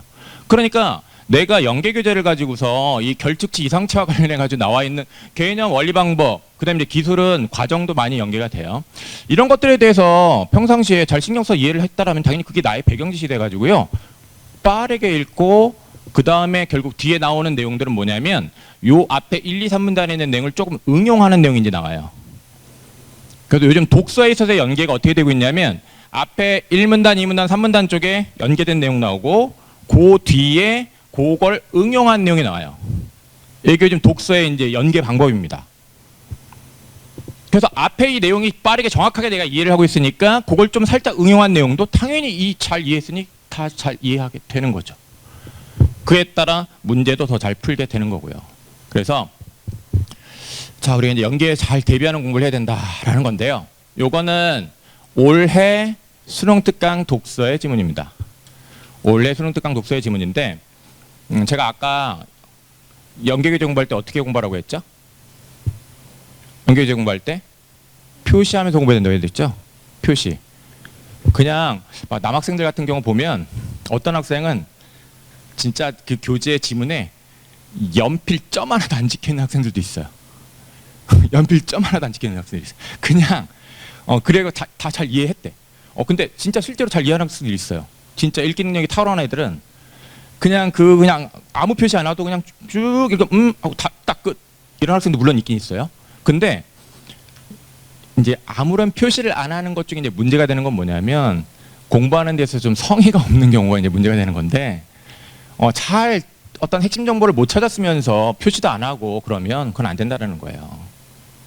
자 여기 이런 것들을 좀 표시하면서 읽어야 된다는 얘기예요. 제일 첫 번째 줄에 뭐 제시한 거죠? 제가 여기서 뭐 이 내용이 어떤 건지 하나하나 이해하실 수 있게 설명드릴 건 아니고 점도가 무엇인지 설명했죠? 그럼 이건 뭐죠? 뭔지를 설명하면 이걸 흔히 뭐라고 하죠? 우리? 개념이라고 하죠. 개념입니다. 점도의 개념. 그 다음에 여기도 이제 보면 전다 능력이라는 게 뭔지 개념 설명하고 있죠. 개념 설명하고 있습니다. 그 다음에 여기서 요 전다 능력과 관련해 가지고 하나 또 중요한 포인트를 드릴 게 뭐냐면 수능 기출 분석을 해보면요. 경제, 과학기술. 이거 학생들이 제일 어려워하는 거거든요. 이 경제랑 과학기술에 그 변별력 높은 정답률이 40% 이하인 문제들 기출된 것들 그 분석을 해보면요. 어떤 정보 가지고 문제를 만든 경우가 정말 많냐면 사칙연산. 사칙연산이 뭐죠? 덧셈, 뺄셈, 곱셈, 나눗셈 아시죠? 사칙연산과 관련해 가지고 제시되어 있는 어떤 개념이나 원리 방법을 설명하는 정보를 가지고 정말 문제를 많이 만들었어요. 자, 그럼 여기 보세요. 이거 뭐죠? 사칙연산 중에? 이거 사칙연산 중에 뭔가 이 전달 능력 설명하는데, 이 개념 설명하는데? 그쵸, 나눗셈이죠. 이런 정보 가지고 만든다는 거예요. 근데 내가 기출 분석을 해가지고 이제 알고 있으면 이런 것들을 연계될 수 있는 정보로 중요하게 생각을 하고 이것들에 대해서 이제 잘 이해하는 공부를 해야죠. 전달 능력의 이제 개념이 학생들이 이제 이 지문을 공부했으면 배경 지식으로 알고 가야 되는 거예요. 그러니까 응력이라는 개념 자체가 제가 또 이제 과학 선생님 빙의를 좀 하겠습니다.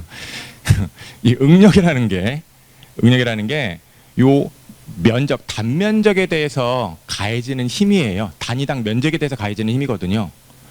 그래서 이 단위당 면적에 가해지는 힘이 이제 어떤 힘이 있냐면 그 단면적에 대해서 수직으로 가해지는 힘이 있고 수평으로 가해지는 힘이 있어요.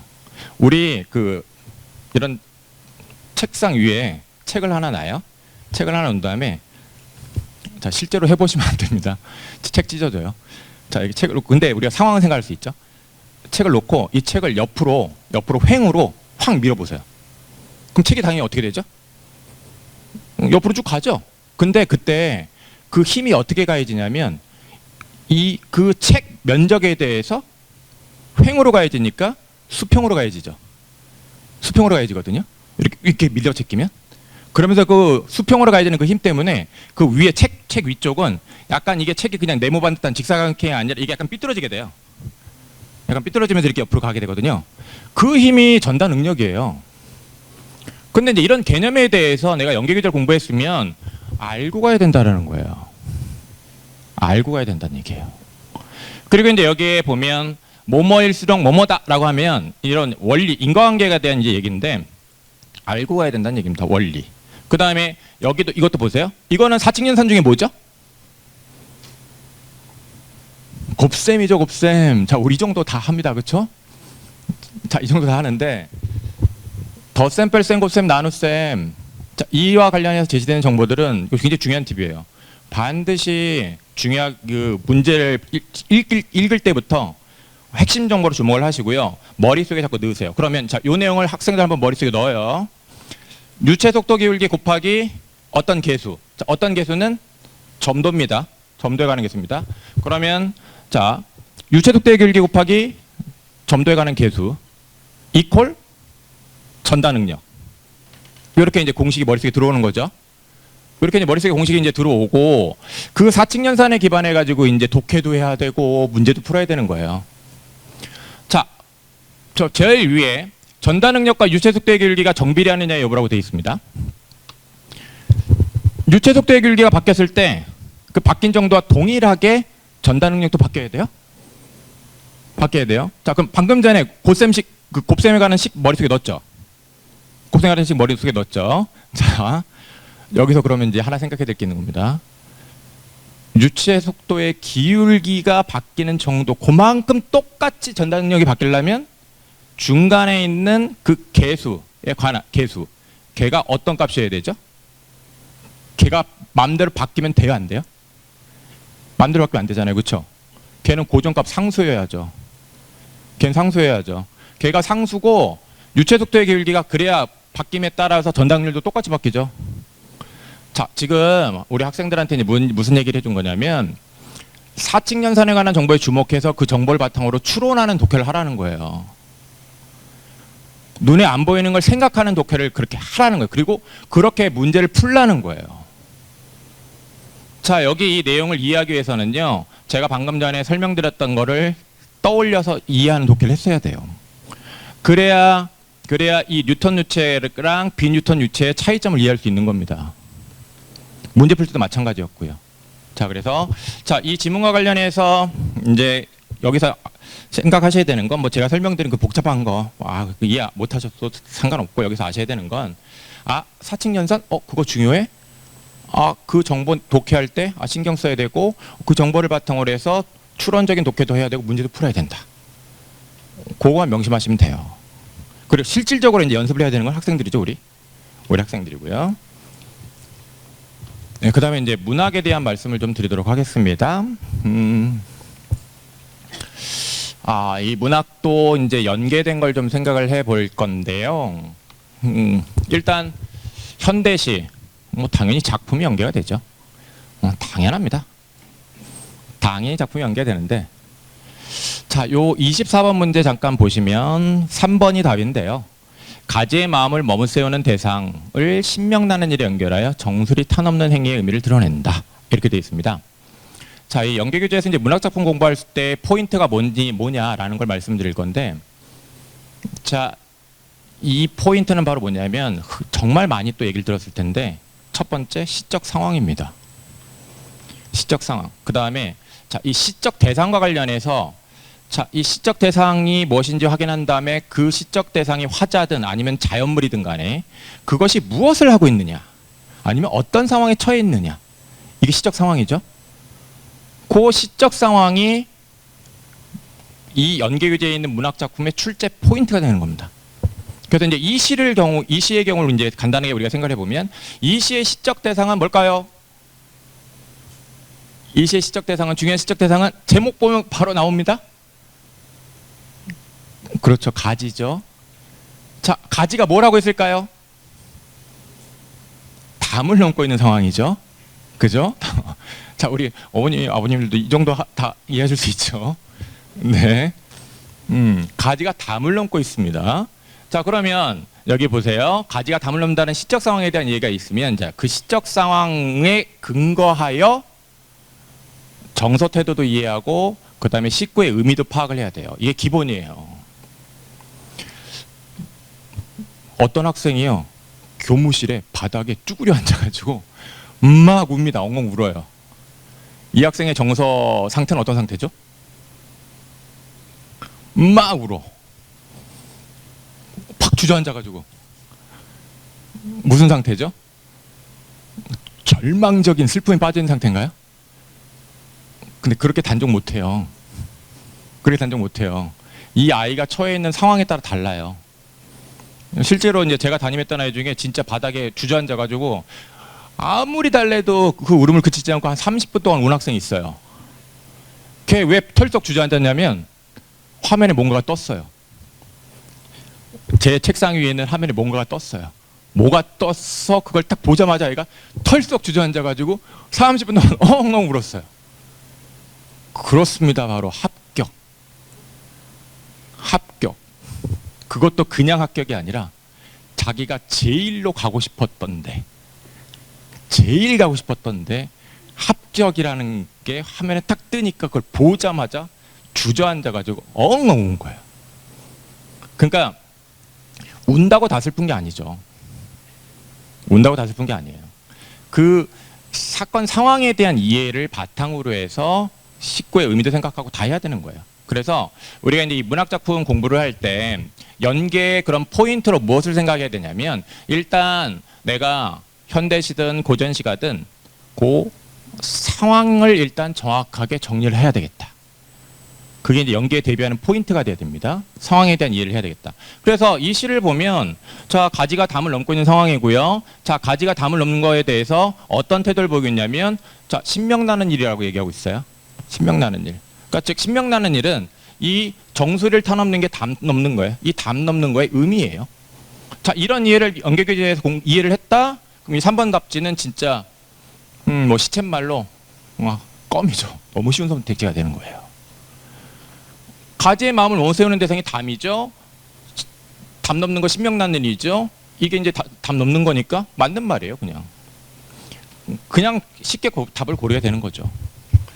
자, 그래서 요걸 또 이제 하나 더 보겠는데, 이제 고전 시간인데요.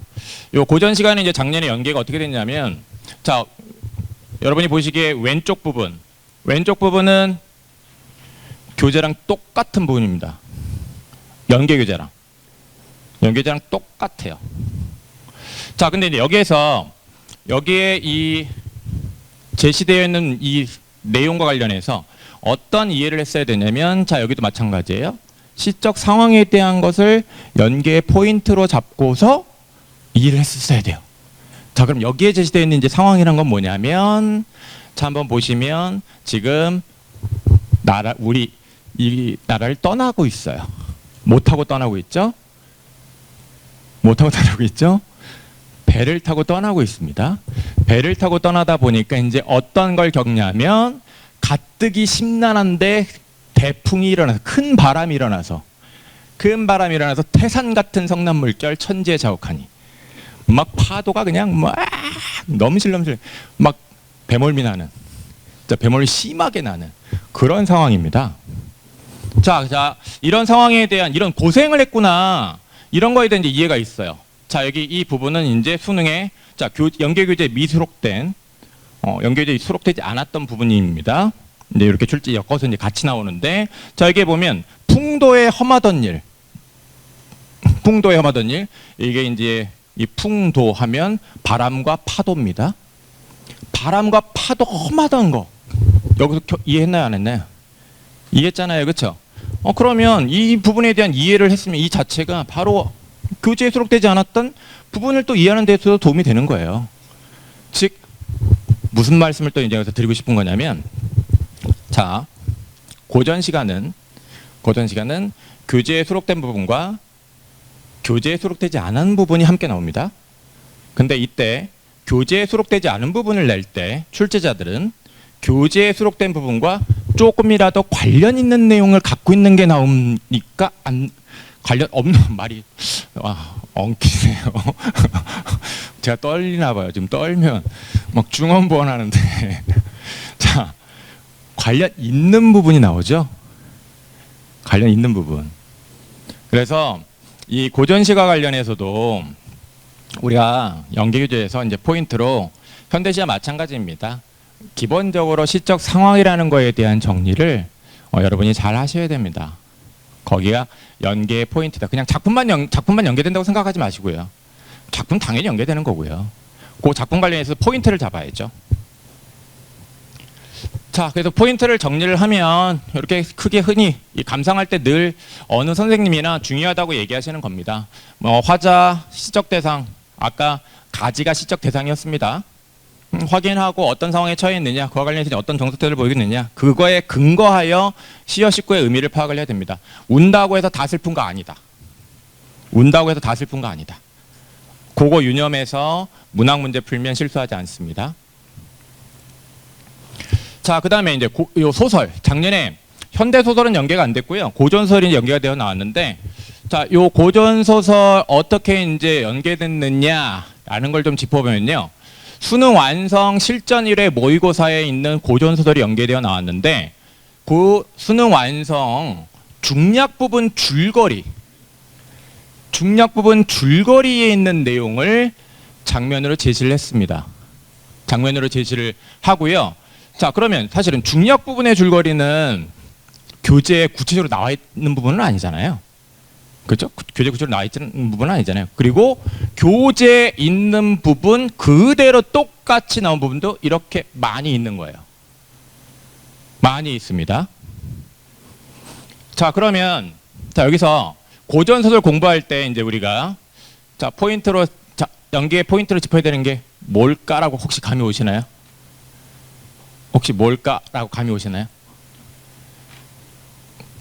고전 소설은 자, 교재에 수록되어 있는 부분 자체에 대한 당연히 이해도 해야 돼요.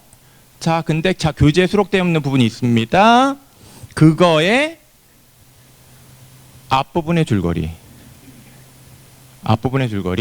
혹은 뒷부분의 줄거리, 그 줄거리를 이해하는 공부를 하셔야 돼요.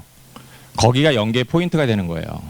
그래서 이 교재에 수록되어 있는 장면을 중심으로 그 앞뒤에 줄거리를 주목을 해야 된다라는 거고요. 그 다음에 이제 이 줄거리도 그냥 뭐 아무거나 다 그냥 뭐 다 중요하게 생각하지 마시고요. 출제자들이 좋아하는 장면은 소설에서는 어떤 장면이냐면 첫 번째 갈등이 있는 거예요. 갈등.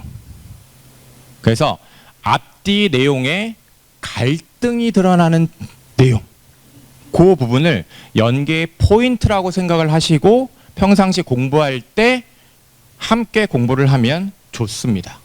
그러면 고전소설 정말 연계 대비 그렇게 해서 잘 해가 가면 딱 읽었을 때 내가 아는 얘기야. 아는 얘기면요, 그냥 그 지문은 안 읽고도 답을 고를 수 있는 문제들이 생겨요. 거기서 시간을 버는 겁니다. 그렇게. 네, 그리고 자, 소설도 마찬가지인데요. 자, 운문에서는 화자, 소설에서는 서술자. 그 다음에 아까 현대시 운문 관련해서 시적 대상이라고 했는데 소설에서는 인물, 그 사건 상황, 심리 태도, 운문에서는 정서 태도였죠. 그래서 요 사건 상황과 관련해서 특히 아까 제가 방금 전에 포인트로 짚어드렸던 건 갈등. 그 갈등과 관련하여 사건 상황이 나와 있는 내용들을 특히 잘 좀 정리를 하자.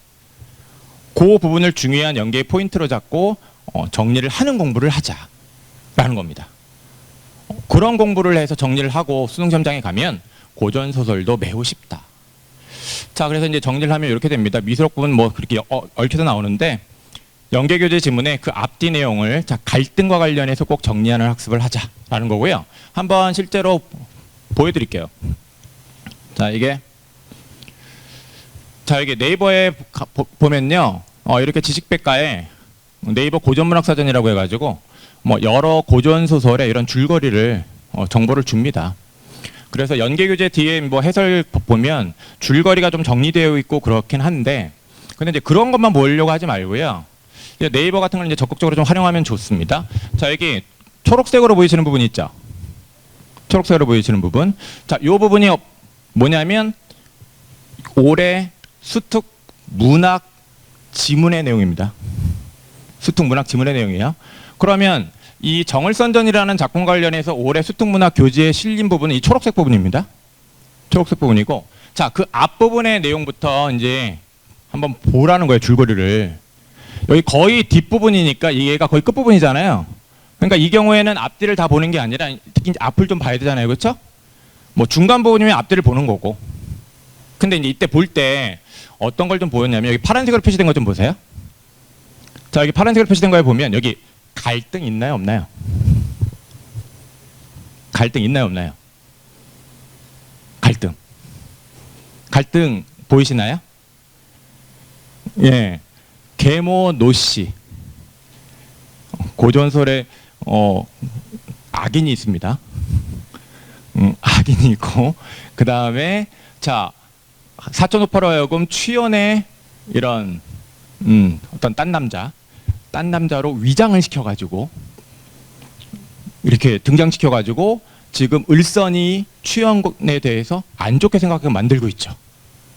그럼 여기에는 지금 갈등 관계가 있는 거예요. 취연과 계모 노씨 갈등 관계가 있어요. 그렇죠? 그리고 나아가 취연과 을선도 갈등 관계가 돼버리는 거예요. 자, 이런 갈등의 요소가 있는 부분을 중요하게 좀 미리미리 공부를 하고 가면 좋다라는 거예요. 그리고 이어지는 부분에서도 이제 마찬가지예요. 여기 이제 파란색으로 표시한 부분에서 이제 내용을 보면 이런 갈등을 이해하고 가면 좋다라는 겁니다. 연계교재고 앞부분이 이제 내용인데, 여기 앞부분에 이제 보면 여기 정렬부인, 충렬부인 이렇게 보이시죠? 정렬부인, 충렬부인 보이시죠? 정렬부인이랑 충렬부인 갈등 있다는 거 느껴지시나요? 정렬부인, 충렬부인? 정렬부인이 남장한 시비를 보내어 충렬부인을 오해받게 하니 갈등 있는 거죠? 시기하잖아요. 요런 것들을 평상시에 이제 공부를 할 때 그냥 연계교재만 공부하지 말고 요런 줄거리에 갈등 있는 것들을 짚으면서 공부를 하세요. 그러면 그 자체가 굉장히 훌륭한 연계에 대한 대비가 된다. 자, 요거 이제 그 다음 이어서요, 이제 자신을 알다라는 거에 대해서 좀 말씀을 드리도록 하겠습니다. 시간이 많이 지났네요. 제가 아까 빨리 끝내드린다고 했었죠? 그 약속을 지키기 위해서 최선을 다하도록 하겠습니다. 자, 여기 자신을 아는 것 관련해 가지고요. 자, 글 읽는 능력이 발달하려면 읽기에 필요한 이러한 요소를 잘 갖춰야 한다라고 되어 있는데, 네, 갖춰야 될 것 갖췄는지를 아는 것이 자기를 아는 겁니다. 이거는 평가원 지문에 있는 말이에요. 평가원 지문의 독서 이론 지문에 있는 내용인데, 자기가 이 수능 지문을 잘 읽고 문제를 푸는 데 있어서 갖춰야 될 것을 제대로 갖추고 있는지, 제대로 공부를 하고 있는지 그걸 점검하는 게 자기를 아느냐죠. 그래서 아마 드린 자료집에 이제 이런 내용들이 다 있을 거예요. 그래서 요거 하나하나 좀 자기를 점검하는 걸로 좀 생각을 하시면 좋을 것 같아요. 일단 첫 번째, 아 국어 정말 하기 싫어, 이 국어 진짜 지문 읽기 너무 싫어 이렇게 생각할 건 아니다. 일단 목적을 가져야 된다. 목적에 있으면 동기가 있는 것이고, 강한 동기를 갖고 읽고 내용이 이제 이해되기 시작하면 재미도 느낀다. 관심도 더 생긴다. 그래서 흥미랑 동기를 갖고 좀 읽기에 집중해서 열심히 공부를 우리가 해야 되겠다. 그게 이제 일단 중요하고요. 자, 그다음에 이제 독해할 때 이제 글과 대화할 수 있는가라는 건데, 이건 뭐냐면요. 독해를 할 때 자꾸 이 글에 질문을 던지는 거예요. 질문 던지는 게 뭐냐면, 이건 왜 그렇지? 이건 왜 이런 말을, 여기서 왜 이런 말을 하고 있지? 자꾸 질문을 던지는 거예요. 그리고 그에 대한 답을 자기가 스스로 읽으면서 찾아야 됩니다. 이런 독해를 자꾸 연습을 해줘야 돼요. 중요합니다. 네. 그리고 이 문제, 지문 읽기 전에 문제 딱 보면, 제가 이제 강의에서 많이 강조하는 건데, 이 지문에서 중요하게 다루고 있는지 중요하게 다루고 있는 게 무엇인지 알 수 있어요. 아까 이상치 결특지라는 말 본 거 기억나세요? 네. 그 수능에서요, 선택지에, 자, 이상치, 자, 1, 2, 3, 4, 5 선지에 이상치, 중앙값, 결특지 이런 말들이 반복적으로 나왔었어요. 그러면 문제를 다 하나하나 미리 보는 게 아니라 그 선택지 앞에 있는 말만 한번 눈으로 빠르게 한 2, 3초 동안 훑고 지문으로 가면 내 머릿속에 이 지문에서 중요하게 다루고 있는 것들이 이상치 결특지구나 라는 걸 알고 가는 거예요. 그러면 내가 그 이상치 결특지에 대해서 좀 더 그와 관련된 정보들을 주목해서 읽지 않겠습니까? 그런 기술이 또 있어야 된다라는 거고요. 네, 그리고 글에 있는 모든 부분이 중요하지 않다. 더 중요한 것, 방금 전에 봤듯이 내가 글을 읽는 목적과 관련해서 이상치 결특지에 관한 걸 주목해야 돼라는 걸 알고 들어갔으면 그에 관한 정보를 다른 것보다 더 중요하게 여겨야 된다. 네, 그리고 이것도 이제 중요한데요. 자꾸 표시하셔야 돼요. 그냥 넘기지 마세요. 자꾸 자기가 잘 이해하지 못한 건 꼭 표시해 버릇하고, 그 표시한 거를 자기 스스로 자꾸, 아까 대화 얘기했는데 글 속에서 그 답을 찾으려고 하셔야 돼요. 요거 중요합니다. 네, 그리고 이제 풀이와 관련해서요. 풀이와 관련해서 이제 중요하게 또 이제 강조하고 싶은 건 뭐냐면, 요 두 번째 건데, 지문의 내용이랑 선택지의 내용을 딱딱 짝을 맞춰서 자꾸 문제 풀어야 됩니다. 느낌으로 풀지 마세요. 느낌으로 풀지 마시고 지문의 내용이랑 선택지의 내용, 즉 선택지에 있는 이 말이 지문에 있는 이 내용에 여기서부터 나온 거구나. 요거에 근거해서 요거 맞는 거구나. 자꾸 1대1 대응시키세요. 자, 이렇게 1대1 대응시키는 건 뭐냐면, 제가 이제 문제 출제할 때 이제 우리 출제하시는 선생님들이랑 또 강조를 많이 하는 건데, 꼭 짝이 되게끔 선지를 만들어요. 안 그러면 오류 납니다. 그래서 우리가 문제를 풀 때도 꼭 이렇게 대응시키는 걸 잘 해야 되겠고요. 자, 그 다음에 선지도, 저 맨 위에 있는 거, 선지도 표시하세요. 문제 틀렸다고 해서 문제만 표시를 하는 학생들이 많아요. 근데 맞은 문제도요, 맞은 문제도 1, 2, 3, 4, 5 중에, 자, 2번이 답이라는 건 그냥 금방 보여. 2번 답 넘어가는 거죠. 근데 3번, 4번이 왜 틀렸는지는 내가 잘 판단이 안 됐어요. 근데 2번이 그냥 답이라는 게 잘 보이니까 풀고 넘어간 거죠. 시험 볼 땐 그냥 빨리 넘어가야죠. 시험 볼 때 빨리 넘어가야 되지만, 평상시에 공부를 할 때는 판단이 안 된 선지가 있으면 옆에 표시를 해놓고 왜 그런지 자기가 스스로 꼭 판단을 하고 가야 돼요. 안 그러면 그거요, 돌아오는 화살이 돼요. 돌아오는 화살이 된다는 얘기는 뭐냐면, 그 선지랑 비슷한 스타일의 선지가 수능시험지에 떡하니 있습니다. 그럼 수능시험지에 그게 딱 있으면 그거 여전히 그 시험 볼 때 판단이 안 되는 선지예요. 만약에 그게 정답이라고 하면 그 문제 정답 못 고르게 되는 거죠. 그래서 선지도 꼭 선지별로 표시하는 공부를 마무리 학습할 때 하세요. 자, 그리고 이거는 이제 아까 강조해 드린 겁니다. 연계 출제 포인트 중심으로 자꾸 표시하면서 좀 공부를 하세요. 자, 그리고 이제 우리 내일 모레 모의평가인데요. 내일 모레 모의평가임에도 불구하고 또 우리 학생들이 또 이제 앉아 있는 것일 수도 있을 텐데, 예, 굉장히 소중한 시간일 텐데 지금 이 시간도 이 모의평가를 어떻게 활용해야 되는지에 대해서 좀 짧게 핵심적인 것만 좀 말씀을 드릴게요. 기본 전제는 이겁니다. 모의평가의 문제 유형은 수능 문제 유형이다. 이게 기본 전제고요. 실제로 모의평가에 출제에 참여하신 선생님들께서 수능 출제에도 참여를 하실 거예요. 뭐 다 똑같은 건 아니지만 그에 따라 굉장히 스타일이 비슷한 이거는 이 모의평가에 이 지문 출제하신 분이 이 수능 이 지문도 쓴 것 같은데 그런 거 꼭 있습니다. 그래서 모의평가에 대해 이제 분석을 잘 해야 되는데 이거 그냥 노란색으로 표시된 것만 보세요. 노란색으로 표시된 것만 보시면 자, 나의 필자의 관점에서 기억을 평가, 자, 가나의 사상가에 대한 왕부지의 평가, 자, 나의 필자가 왕부지로만 바뀌었어요. 똑같은 겁니다. 이거 문제풀이 과정 같다는 얘기예요. 사고 과정이 같아요. 자, 이런 문제를 틀렸다. 근데 모의평가에서 틀렸는데 내가 이 문제의 풀이법을 자, 읽기부터 점검해가지고 어떻게 풀었어야 되는지 확인하고 이해를 정확하게 이제 내 것을 만들었어야 되는데 그러지 못하고 시험 승점에 갔다. 똑같은 문제 나오니까 또 못 풀어요. 찍게 됩니다. 그 다음에 자, 이건 진짜 심한 건데 자, 왼쪽 오른쪽 보세요. 생김새 자체가 어때요? 생김새 자체가 어떻습니까? 똑같죠? 쌍둥이죠. 쌍둥이에요. 자, 왼쪽 거는요 9월 모의평가고요. 이거 오른쪽 건 작년 수능이에요. 쌍둥이거든요. 근데 문제는 뭐냐면요. 이 15번이요. 정답률이 매우 낮은 문제였단 얘기예요. 이거 오답률 탑5 안에 들어가는 문제였다라는 게 문제입니다. 그러면 이 모의평가에서 이 문제를 틀렸다고 한다면 당연히 이 문제에 대해서 이렇게 자 읽기부터 이렇게 읽고 이렇게 풀어야 되는구나라는 걸 간략하게 쓰고 완전하게 자기 걸로 만들어서 갔어야죠. 그러면 그 사고, 그 읽기 방법, 그다음 문제풀이 방법에 따라서 이 문제 잘 풀었어요.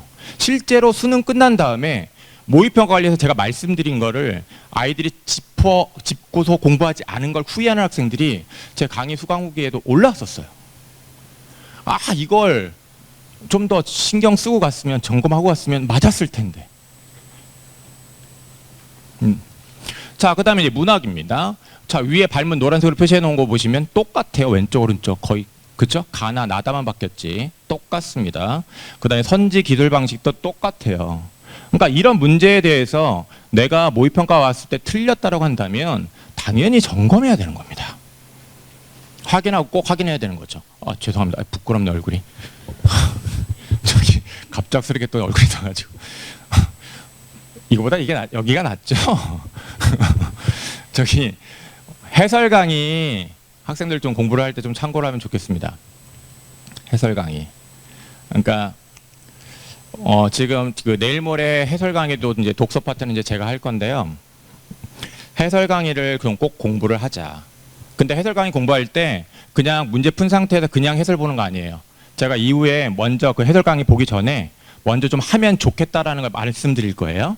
그걸 좀 사전에 작업을 하고 해설 강의를 꼭 공부를 하면 좋겠다. 왜냐하면 해설 강의를 통해서 이제 뭘 익히게 되는 거냐면 그 연계되는 포인트에 대해서도 좀 알게 되고 그 다음에 중요한 게 또 이제 뭐냐면 매력적인 오답이라는 건데 이 어떤 게 매력적인 오답인지 그 매력적인 오답과 관련해서 그런 선지를 거르는 방법에 대해서도 다시 한번 생각할 수 있게 돼요. 그렇기 때문에 그 자체가 굉장히 중요한 공부가 됩니다. 근데 학생들이 이 해설 강의를 또 귀찮다고 많이 안 듣는 경우들이 많아요. 그거는 자기 공부의 효율성을 떨어뜨리는 거다. 자, 그리고 EBS에 보면요. 여기 모의고사에 연계내역 분석이 모의평가랑 수능 때 꼭 나옵니다. 연계내역 분석하는 게 꼭 나오는데 이 연계내역 분석에 대해서 어디 뭐 비싼 돈 주고 강의 들을 필요 없어요. 다 그냥 친절하게 설명해 놨습니다. 그래서 요것도 자 보는데 이런 식으로 길게 뭐야 이게 막 긴 말들이 나와 있어요. 긴 말들이 나와 있는데 이거는 그냥 참고용으로 읽으면 됩니다. 참고로 한번 학생들 그냥 읽으면 돼요. 여기에 이거는 너무 큰 부담을 가질 필요는 없고요. 실질적으로 이제 중요하게 여겨야 되는 건 이거예요. 자, 여기 이거 뭐죠? 몇 번 문항이 연계 교재 어디에서 연계돼서 나왔다라는 거를 정리해 놓은 표입니다. 자, 표입니다. 자, 요거 꼭 해설 강의 보기 전에 좀 체크하세요. 요거 꼭 그래서 시험지에다가 표시하세요. 시험지에다 요거 표시하시고요. 그 다음에 자, 여기 이 모의평가 풀서비스라는 게 있는데요. 이 풀서비스에 오면요. 여기 EBS에 이제 오답률 탑 15이 있습니다. 오답률 탑 15이 있는데 요 오답률 탑 15에 보면 이런 게 이제 나오는데요. 자, 여기 표시해 놓은 거 보면 정답이죠. 자, 여기 정답줄이죠? 정답줄입니다. 네, 자, 오른쪽에 표시해 놓은 건 뭘까요? 오른쪽에 표시해 놓은 건 뭘까요? 정답인가요? 제가 정답에 표시해 놨나요? 정답에 표시해 놓은 거 아니죠? 뭐에 표시해 놓은 걸까요? 방금 전에 사실은 말씀드렸어요. 매력적인 오답. 매력적인 오답에 표시를 해놓은 거예요. 자, 여기 매력적인 오답이라는 건 뭐냐면요. 학생들의 반응률이 20% 정도 나왔다? 매우 매력적인 오답입니다. 근데 오답률 여기 탑 10 보시면 이 오답률 탑 10에는 거의 학생들의 반응률이 20% 가까이 나온 이 매력적인 오답이 꼭 있죠. 이게 꼭 있습니다. 그럼 당연히 수능에도 이게 꼭 있을까 없을까요? 있죠. 그리고 이 매력적인 오답을 걸러낼 수 있다면, 내가 이걸 잘 걸러냈다면 이 어려운 변별력 있는 문제들은 나는 어떻게 된 거죠? 다 맞춘 거죠. 다 맞힌 거고요. 다 맞은 거죠. 수능고 100점이죠. 그래서 자, 해설 강의 보기 전에 꼭 해야 되는 것, 반드시 해야 되는 것, 연계 내역 표. 그래서 어떤 지문이 연계됐는지 시험지에 표시하시고, 시험지에 꼭 표시해야 되는 것이 바로 이 매력적인 오답 선지들입니다. 매력적인 오답 선지들을 꼭 시험지에 표시를 하세요. 여기 EBS 활용해서 확인하실 수 있습니다. 그리고 이제 이 매력적인 오답, 요 선지들에 대해서 해설 강의를 통해서 요런 선지와 관련해서는 어떻게 읽어야 했고, 요런 선지들은 요렇게 생각해서 이렇게 판단하는 거구나라는 걸 다시금 되새김하세요. 그 되새김 자체가 중요한 공부가 되는 겁니다. 그러면 그 자체로 이제 굉장히 자기의 실력을 기른 게 돼요. 자, 그리고 자, 연계 지문 표시했죠. 아까 그 연계 내역 표를 통해서 어떤 지문이 연계되는지 확인했죠. 방금 전에 이제 매력적인 오답은 문제 표시를 하는 거고요. 자, 지문과 관련해 가지고요. 지문 관련해 가지고 이렇게 연계된 것들을 한번 형광펜으로 한번 칠해 보는 것도 좋습니다. 그러면서 앞서 강의에서 제가 이제 뭐 개념, 원리, 방법, 과정 이런 연계 출제 포인트 말씀드렸었잖아요. 어떤 것들이 연계됐는지를 한번 읽으면서 표시하면서 그 감을 익히는 거예요. 이런 게 연계되는구나라는 거를 자기 스스로 이제 느끼는 거예요. 자기 스스로 이렇게 느끼면 그게 자기 것이 되고요. 그 느낌에 따라서 연계교재 공부를 이제 앞으로 하면서, 자, 평상시에 공부할 때 잘 표시하게 될까요? 안 표시하게 될까요? 표시를 하게 됩니다. 이거 굉장히 중요한 작업이에요. 그래서 모의평가 보시고 꼭 이 작업을 하시기 바라고요. 네. 그 다음에 고전시가 다 연계됐습니다. 그래서 이 고전시가에 대해서 이제 평상시 연계를 통해서 이제 내용을 잘 이해했으면 당연히 문제를 잘 풀었다라는 거고요.